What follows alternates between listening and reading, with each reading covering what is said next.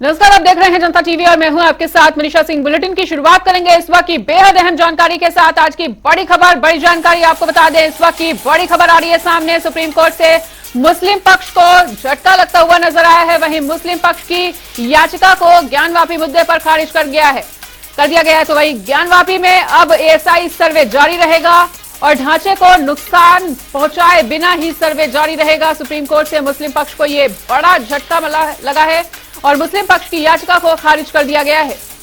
तो ज्ञानवापी पर सुप्रीम फैसला आ चुका है सुप्रीम कोर्ट की तरफ से। ज्ञानवापी में एएसआई सर्वे जारी रहेगा और ढांचे को नुकसान पहुंचाए बिना ही यह सर्वे जारी रहेगा। तो सुप्रीम कोर्ट से इस बड़े मामले में मुस्लिम पक्ष को बड़ा झटका लगा है और मुस्लिम पक्ष की याचिका को खारिज कर दिया गया है। तो जैसा कि ज्ञानवापी में एएसआई सर्वे को लेकर मुस्लिम पक्ष ने सुप्रीम कोर्ट का रुख किया था, ऐसे में अब सुप्रीम कोर्ट ने मुस्लिम पक्ष की याचिका को खारिज करते हुए मुस्लिम पक्ष को एक बड़ा झटका दे दिया है। और मुस्लिम पक्ष की याचिका को खारिज करते हुए सुप्रीम कोर्ट ने यह साफ तौर पर कहा है कि ज्ञानवापी में एएसआई का सर्वे जारी रहेगा और ढांचे को नुकसान पहुंचाए बिना ही यह सर्वे जारी रहने वाला है। तो सुप्रीम कोर्ट की तरफ से ज्ञानवापी पर सुप्रीम फैसला आ चुका है। मुस्लिम पक्ष की याचिका को खारिज कर दिया गया है। ज्ञानवापी में जारी रहेगा एएसआई सर्वे और ढांचे को नुकसान पहुंचाए बिना ही यह सर्वे जारी रहने वाला है। सुप्रीम कोर्ट से मुस्लिम पक्ष की याचिका को खारिज करते हुए उन्हें एक बड़ा झटका देने का काम किया गया है सुप्रीम कोर्ट की तरफ से। तो मुस्लिम पक्ष को एक बड़ा झटका मिलता हुआ सुप्रीम कोर्ट की तरफ से ज्ञानवापी मामले में, और ज्ञानवापी पर सुप्रीम फैसला सामने आ चुका है और सुप्रीम कोर्ट ने साफ तौर पर कह दिया है कि ढांचे को नुकसान पहुंचाए बिना ही एएसआई सर्वे जारी रहेगा। इस बीच एक और बड़ी जानकारी का रुख कर लेते हैं। बड़ी खबर, बड़ी जानकारी आ रही है सामने। एक और बड़ा अपडेट इसी से जुड़ा हुआ, ज्ञानवापी से ही जुड़ा हुआ बड़ा अपडेट हम आपको बताने जा रहे हैं। एएसआई सर्वे के लिए समय भी बढ़ा दिया गया है और सर्वे के लिए 4 हफ्ते का अब समय दिया गया है। एएसआई की रिपोर्ट के लिए 4 हफ्ते का समय निर्धारित हो चुका है। वाराणसी जिला जज कोर्ट ने समय बढ़ाया है। तो इस वक्त की एक और बड़ी जानकारी आपको बता रहे हैं। ज्ञानवापी से जुड़ी हुई इस वक्त की एक और बड़ी खबर, एएसआई सर्वे के लिए समय बढ़ाया गया है और एएसआई की रिपोर्ट के लिए अब 4 हफ्ते का समय दिया गया है। वाराणसी जिला जज कोर्ट ने समय बढ़ाया है। तो जुमे की नमाज के लिए सर्वे को रोका गया था और 2 बजे के बाद सर्वे करने की बात कही गई थी। वहीं ज्ञानवापी परिसर में अभी भी एएसआई का सर्वे चल रहा है और फिलहाल अब इसके वक्त भी बढ़ा दिया गया है। वाराणसी जिला जज कोर्ट ने इसका समय बढ़ाया है और एएसआई की रिपोर्ट के लिए 4 हफ्ते का समय बढ़ाया गया है। तो ज्ञानवापी में एएसआई का सर्वे फिर से शुरू होता हुआ और जुमे की नमाज को ध्यान में रखते हुए थोड़े समय के लिए एएसआई सर्वे को रोका गया था और अब एएसआई सर्वे का काम जारी है। ज्ञानवापी में एएसआई सर्वे का काम शुरू हो चुका है। और इसी बीच हमारे साथ हमारे सहयोगी धर्मेंद्र चौबे जुड़ चुके हैं। तो धर्मेंद्र, थोड़ी देर में जैसा कि शुरू होने वाला था सर्वे का काम और अब सुप्रीम कोर्ट की तरफ से यह बड़ा फैसला सामने आ चुका है और मुस्लिम पक्ष की याचिका को खारिज करते हुए मुस्लिम पक्ष को एक बड़ा झटका देने का काम किया है सुप्रीम कोर्ट ने और साफ तौर पर यह कह दिया है कि वहां पर एएसआई सर्वे का काम जारी रहेगा। देखिए मनीषा, सुप्रीम कोर्ट के झटके के बाद वाराणसी न्यायालय ने भी जो 4 अगस्त की डेडलाइन दी थी कि एएसआई टीम द्वारा 4 अगस्त तक, माफी चाहूंगा, 4 अगस्त तक जो है रिपोर्ट कंप्लीट करके सबमिट कर दे। तो वहीं हिंदू पक्ष ने आज जो है वहां एक प्रार्थना पत्र दे के समय मांगा और जिला न्यायाधीश वाराणसी डॉक्टर अजय कुमार विशेष ने 4 हफ्ते का समय दिया है। 4 हफ्ते में पूरी रिपोर्ट कंप्लीट करके वाराणसी न्यायालय में प्रेषित करने के लिए वाराणसी जिला न्यायाधीश ने आदेश दिया है। और वहीं जो सर्वे की बात की जाए तो 2 बजे जो लगभग 2:15 से सर्वे का कार्य जो है पुनः एएसआई टीम और वाराणसी जिला प्रशासन के जो आला हाईकमान अधिकारी हैं वो मौके पे पहुंच गए और एएसआई सर्वे का काम जो है तकनीकी सिस्टम से फिर प्रारंभ कर दी है। अब ये सर्वे कब तक चलेगा ये अभी निर्धारित नहीं हो पा रहा है और ये सर्वे कितने दिन चलेगा, कब तक, जब तक कोई अधिकारी ऑथेंटिक बयान नहीं दे देता तब तक कुछ स्पष्ट नहीं हो पा रहा है। फिलहाल जो एएसआई की टीम है वो ज्ञानवापी में डेरा डाली हुई है और वो अपने कार्य को पूर्ण कर रही है। मनीषा, बिल्कुल धर्मेंद्र, तो एएसआई की टीम में लगभग कितने मेंबर्स हैं और सुप्रीम कोर्ट का फैसला आने के बाद जैसा कि उन्होंने ये स्पष्ट कर दिया है कि बिना खुदाई किए और बिना ढांचे को नुकसान पहुंचाए बिना ही ये सर्वे जारी रहेगा, तो क्या आपको लगता है कि बिना खुदाई हुए भी सर्वे के बाद ज्ञानवापी की सच्चाई निकलकर सामने आएगी? बिल्कुल मनीषा, देखिए स्पष्ट तौर पे हाईकोर्ट ने भी ये गाइडलाइन में जारी किया था और सुप्रीम कोर्ट ने ये भी किया, वाराणसी जिला न्यायालय ने भी ये आदेश दिया था कि तकनीकी सिस्टम जो पुरातत्व विभाग है उसके पास तमाम ऐसी तकनीकियां हैं जिसके माध्यम से, और सुप्रीम कोर्ट ने भी ये चीज रखी है जो आज बहस हुई है उसमें यह स्पष्ट रूप से रखा है कि तकनीकी सिस्टम का रामलला के मंदिर, मैं आपको बताना चाहूंगा, उसमें स्पष्ट रूप से यह दर्शाया है कि रामलला में इस चीज का महत्व माना गया था और जो रिपोर्ट आएगी वो बंद लिफाफे में आएगी। तो कहीं न कहीं जो एएसआई टीम है वो पूरी तरह से तकनीकी सिस्टम का इस्तेमाल करते हुए, पूरी तरह से तकनीकी का इस्तेमाल करते हुए जो सर्वे का कार्य है वो पूर्ण कर रही है, क्योंकि दीवालों की और जो चिन्ह है तमाम जिस तरीके का हिंदू पक्ष ने दावा किया और उसके साथ साथ ज्ञानवापी पूरे परिक्षेत्र का पश्चिमी, उत्तरी और दक्षिणी चारों तरफ का सर्वे का कार्य जो है वो रडार सिस्टम, तकनीकी सिस्टम, कार्बन डेटिंग सिस्टम, तमाम ऐसी अत्याधुनिक उनके पास मशीनें हैं जिसका इस्तेमाल करके वो उसका सर्वे कर रहे हैं। मनीषा, बिल्कुल धर्मेंद्र, तो जिस तरह से अब फैसला तो सामने आ चुका है और ऐसे में मुस्लिम समाज को ये स्पष्ट संदेश देना चाहिए कि वहां पर ऐसा कोई भी काम नहीं होगा, पूरी तरह से तकनीकी का प्रयोग किया जाएगा और तकनीकी सिस्टम का प्रयोग करते हुए ही एएसआई सर्वे को अंजाम दिया जाएगा, बिना ढांचे को नुकसान पहुंचाए बिना।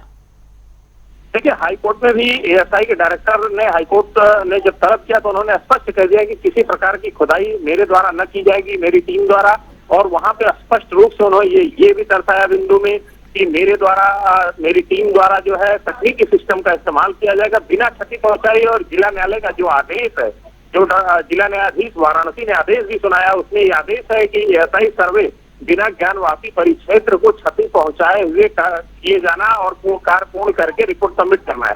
तो उस क्रम में जो एएसआई पुरातत्व की टीम है उसकी जो 41 सदस्यीय डेलीगेट्स है वो पूरी तरह से उसका जो है सर्वेक्षण कर रही है और तकनीकी मशीनों का इस्तेमाल करके क्या था और वास्तु स्थिति क्या है और उसकी जांच पूरी तरह से करके रिपोर्ट सबमिट करेगा। बिल्कुल धर्मेंद्र, तो इस तमाम जानकारी के लिए आपका बहुत बहुत शुक्रिया।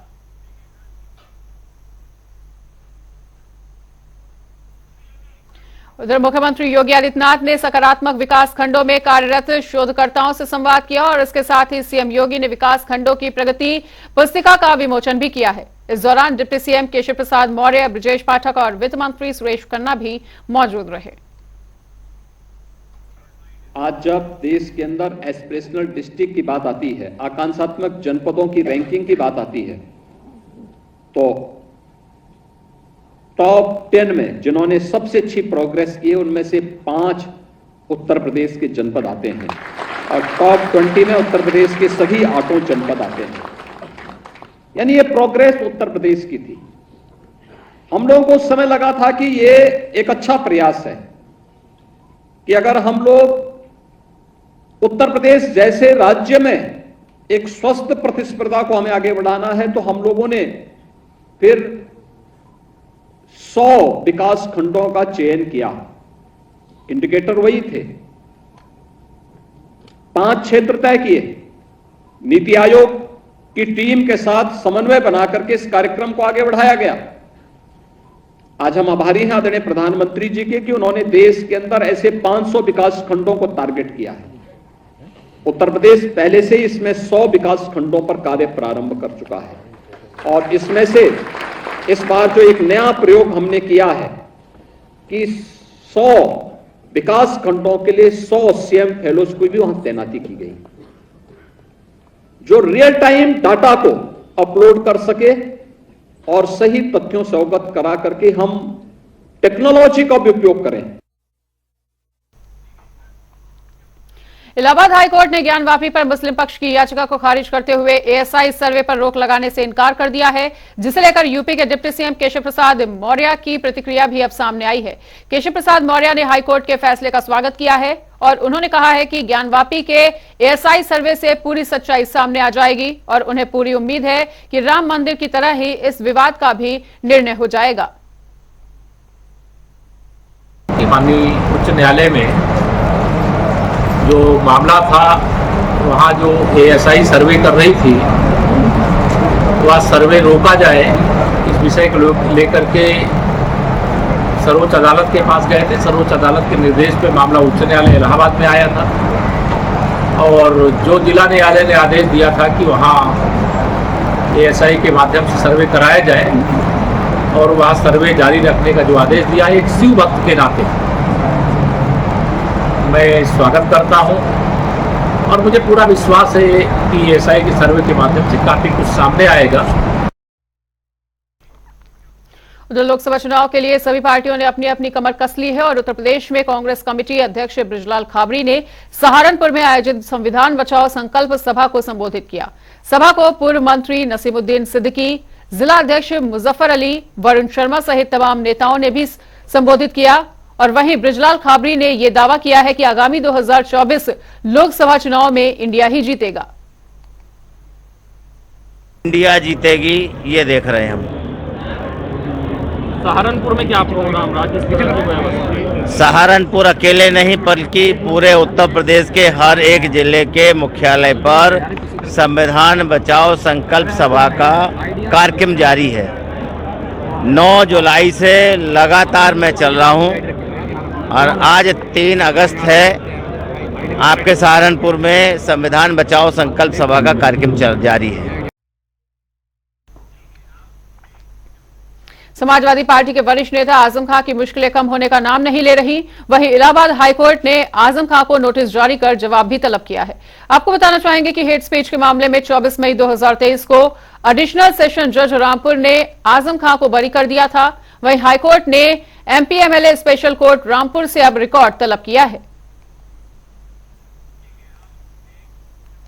प्रदेश में 7 अगस्त से शुरू हो रहे विधानसभा के पहले मानसून सत्र से पहले अखिलेश यादव को एक और बड़ा झटका लगता हुआ। और बता दें कि दारा सिंह चौहान के बाद समाजवादी पार्टी के एक और विधायक का अब इस्तीफा होने वाला है।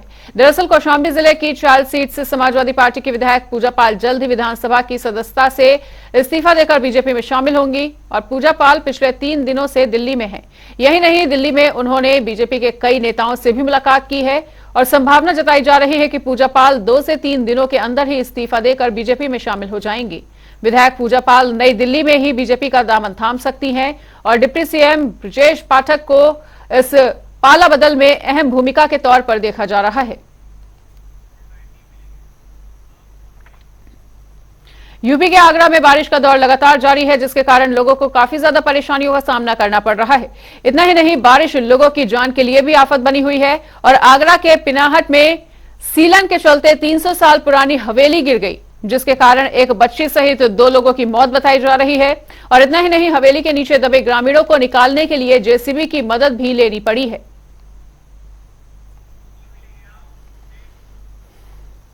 उधर ग्रेटर नोएडा में प्रोडक्शन हाउस की टीम सीमा हैदर से मिलने पहुंची और फिल्म डायरेक्टर जयंत सिन्हा और भारत सिंह ने सीमा हैदर का ऑडिशन लिया। सीमा का audition a tailor murder story के लिए लिया गया है। और आपको बताना चाहेंगे कि फिल्म उदयपुर में दर्जी कन्हैया लाल साहू की हत्या पर बन रही है। इस फिल्म में सीमा एक रॉ एजेंट का किरदार निभाएंगी। और इतना ही नहीं, फिल्म निर्माता अमित जानी ने हिंदू धर्म अपनाने पे भगवा शॉल उड़ाकर सीमा का स्वागत भी किया है। फिलहाल सीमा हैदर और फिल्म प्रोडक्शन टीम को एटीएस की रिपोर्ट का इंतजार है।